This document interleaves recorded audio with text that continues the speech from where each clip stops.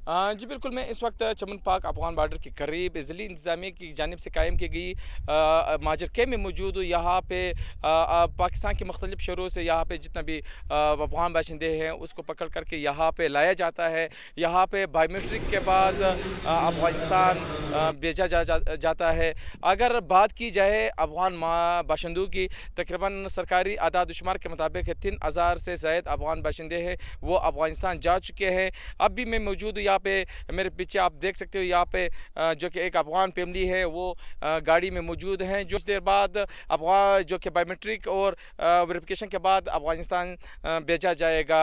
इसके अलावा यहाँ पे ज़िली इंतज़ामिया की जानिब से यहाँ पे इस कैम्प में जो कि प्री मेडिकल कैम्प भी कायम की गई हैं। इसके अलावा जो यहाँ पे नादरा सेंटर है वो भी मौजूद है। उसको बाकायदा तौर पर स्क्रीनिंग और बायोमेट्रिक के बाद उसको भेजा जा रहा है। जी।